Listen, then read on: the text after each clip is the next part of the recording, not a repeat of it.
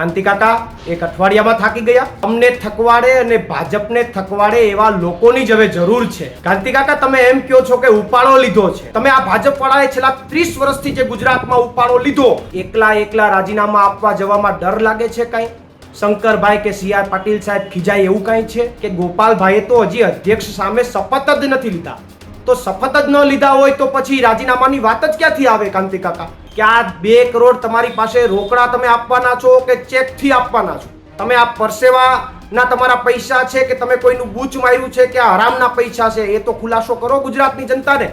ગુજરાતની રાજનીતિમાં અત્યારે શું ચાલી રહ્યું છે? તો ગુજરાતની રાજનીતિમાં અત્યારે મોરે મોરાની લડાઈ અને ચેલેન્જની રાજનીતિ ચાલી રહી છે.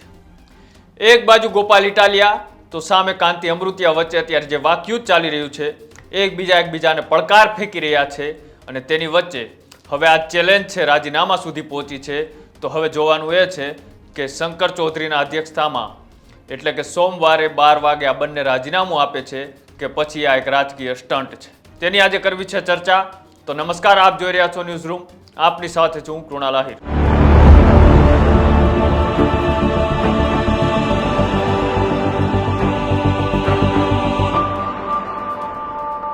હજી તો વિસાવદરના ધારાસભ્ય બન્યા અને ગણતરીના દિવસો થયા છે. ગોપાલ ઇટાલિયાએ હજી વિધાનસભાના અધ્યક્ષ શંકર ચૌધરીની હાજરીમાં શપથ પણ નથી લીધા. ત્યાં ફરીથી ગોપાલ ઇટાલિયાના નામની ચર્ચાઓ મોરબીમાં શરૂ થઈ છે. મોરબીમાં આ ચર્ચા શરૂ થવા પાછળનું કારણ એ હતું કે જ્યારે મોરબીમાં વરસાદ પડ્યો, ત્યાંના રસ્તાઓ ખરાબ હતા અને ત્યાં પાણી ભરાવાની સમસ્યા હતી. ત્યારે અનેક વખત સ્થાનિક લોકોએ ધારાસભ્ય અને તંત્રને રજૂઆતો કરી અને રજૂઆત કરવાની સાથે ક્યાંક ને ક્યાંક ધારાસભ્ય સુધી એવી વાત પહોંચાડવામાં આવી હતી કે જો મોરબીમાં આવી જ પરિસ્થિતિ રહેશે તો હવે અહીંયા પણ વિસાવદરવાળી કરવામાં આવશે, એટલે કે અહીંયા પણ ગોપાલ ઇટાલિયાવાળી કરવામાં આવશે.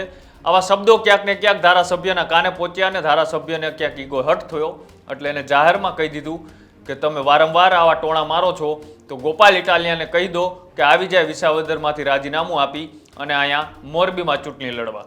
અને જો એ જીતી જાય તો 2 કરોડ રૂપિયાની ઇનામની જાહેરાત પણ તેમના દ્વારા કરવામાં આવી હતી. પણ હવે આ સવાલ એ ઊભા થાય છે કે નેતાઓ એ ધારાસભ્ય પદેથી રાજીનામા આપવા માટેની એકબીજાને સામસામી ચેલેન્જો કેમ ફેંકે છે? જનતાએ તેમને 5 વર્ષ માટે ચૂંટીને મોકલ્યા છે. જનતાના વિકાસના કામ હોય કે પછી બીજા કામો હોય તે કરવા માટે તેમને જનપ્રતિનિધિ બનાવ્યા છે. તેની ચેલેન્જ કરવાની હોય કે આવો જોઈએ 2027 સુધીમાં તમે કેટલો વિકાસ કરો છો અને સામે હું કેટલો વિકાસ કરું છું. જે પણ કાંઈ પ્રશ્નો હોય, વિધાનસભાના અધ્યક્ષ હોય, કોઈ મંત્રી હોય કે કોઈ અધિકારી હોય, તેના સુધી ફાઇલો મૂકી અને કહેવું જોઈએ કે આ મારા વિસ્તારના પ્રશ્નો છે, એ તાત્કાલિક હલ નહીં થાય તો મારે રાજીનામું આપવું પડશે. એને બદલે હવે સામે નેતાઓ રાજીનામા અને ચેલેન્જની વાત કરી રહ્યા છે અને સામે 2 કરોડ રૂપિયા જેટલા ઇનામ આપવાની પણ વાત કરવામાં આવી છે. હવે અહીંયા સવાલ એ થાય કે 2 કરોડ રૂપિયા જેટલા જો તમારી પાસે વ્હાઇટના હોય તો તમે આવી જાહેરાત કરી શકો, બાકી તો આટલા પૈસા તમે જો બ્લેકમાં આપો તો એ પણ એક ભ્રષ્ટાચાર કહી શકાય. અને તમારી પાસે આટલા બધા રૂપિયા ક્યાંથી આવ્યા તે પણ હવે આમ આદમી પાર્ટીના નેતાઓ સવાલ કરી રહ્યા છે. અને સતત આ જે ચેલેન્જની રાજનીતિ છે તેની વચ્ચે આમ આદમી પાર્ટીના નેતાઓ તરફથી પ્રતિક્રિયાઓ આવી રહી છે. અને પ્રતિક્રિયાઓ તો એવી આવી રહી છે કે જ્યારે મોરબીમાં એ પુલ દુર્ઘટના થઈ, પુલ તૂટ્યો, એમાં 135 કરતાં વધારે લોકોના મૃત્યુ થયા, ત્યારે તમારી પાસે આટલા બધા પૈસા હતા તો તમે એ પરિવાર માટે કેમ ના જાહેરાત કરી? મોરબીમાં અનેક ઘટનાઓ બની છે, મોરબીમાં અનેક સમસ્યાઓ છે. એ સમસ્યા ઉપર બોલવાને બદલે તમે 2 કરોડ રૂપિયા ઇનામની જાહેરાત કરો છો તો એ તમારા વિસ્તારના વિકાસ માટે કેમ વાપરતા નથી? ત્યાં કેમ તમે સરકારી ગ્રાન્ટની રાહ જોઈને બેસો છો? આવા અનેક સવાલો અને અનેક પ્રતિક્રિયાઓ હવે આમ આદમી પાર્ટીના નેતાઓ કરી રહ્યા છે. એ જ રીતે કાંતિ અમૃતિયાને સવાલો કરતા આમ આદમી પાર્ટીના નેતા એવા પ્રવીણ રામે શું કહ્યું, આવો તે પણ સાંભળીએ. નમસ્કાર મિત્રો. ગઈકાલે મોરબીના ધારાસભ્ય પરમ આદરણીય અને પરમ જ્ઞાની એવા કાંતિભાઈ અમૃતિયાએ ગોપાલ ઇટાલિયાને જે ચેલેન્જ આપી એમની અંદર એમણે એક વાત કરી કે આમ આદમી પાર્ટી વિસાવદરની 1 સીટ શું જીતી ગઈ અને આખા ગુજરાતમાં ઉપાડો લીધો છે. બસ કાંતિ કાકા એક અઠવાડિયામાં થાકી ગયા. આ ગુજરાતને તમને થકવાડે અને ભાજપને થકવાડે એવા લોકોની જ હવે જરૂર છે. અને એટલા માટે તો તમારા પેટમાં તેલ રેડાણું છે. કાંતિ કાકા તમે એમ કહો છો કે ઉપાડો લીધો છે, તો તમે ભાજપવાળાએ છેલ્લા 30 વર્ષથી આ ભ્રષ્ટાચારનો જે ઉપાડો લીધો અને એના કારણે સુરતમાં તક્ષશિલા કાંડ બન્યું અને અનેક નાના બાળકોએ જીવ ગુમાવ્યો, એ ઉપાડાનું કાંતિ કાકા શું? તમે આ ભાજપવાળાએ છેલ્લા 30 વર્ષથી જે ઉપાડો લીધો અને એના કારણે તમારી જ વિધાનસભામાં મોરબીમાં ઝૂલતા પુલ તૂટ્યો અને 135 જેટલા નાના માસૂમ બાળકોના જીવ ગયા, એ ઉપાડાનું કાંતિ કાકા શું? એ ભૂલી ગયા તમે? તમે આ ભાજપવાળાએ છેલ્લા 30 વર્ષથી જે ભ્રષ્ટાચારનો ઉપાડો લીધો અને એમના કારણે તાજેતરમાં 2 દિવસ પહેલા જ ગંભીરા બ્રિજ તૂટ્યો અને 13 જેટલા લોકોએ ના મૃત્યુ થયા, એ ઉપાડાનું કાંતિ કાકા શું? તમે આ ભાજપવાળાએ છેલ્લા 30 વર્ષથી જે ગુજરાતમાં ઉપાડો લીધો અને એના કારણે નલ સે જલ યોજના હોય, પેપર ફૂટવાની ઘટના હોય, મનરેગાની ભ્રષ્ટાચારની ઘટના હોય, તમામ રોડ રસ્તાઓમાં ભ્રષ્ટાચાર હોય, તમામ કચેરીઓમાં ભ્રષ્ટાચાર હોય, આ તમારા 30 વર્ષના ઉપાડા કાંતિ કાકા તમે કેમ ભૂલી જાઓ છો? અને વાત રહી બીજી કે તમે માનનીય ગોપાલભાઈ ઇટાલિયાને ચેલેન્જ આપી, પહેલી વાર ચેલેન્જ આપી ત્યારે તમારા શબ્દો એવા હતા કે ગોપાલ ઇટાલિયા અહીંયા આવીને બતાવે, હું રાજીનામું આપી દઉં અને જીતે તો 2 કરોડ રૂપિયા આપવું.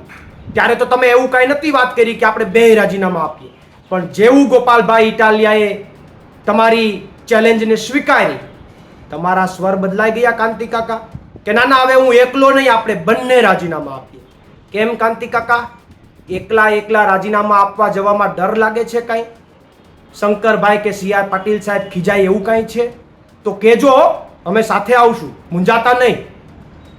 તમે તારે કહેજો, પણ તમારી જાણમાં એક વાત મૂકી દઉં કે ગોપાલભાઈએ તો હજી અધ્યક્ષ સામે શપથ જ નથી લીધા.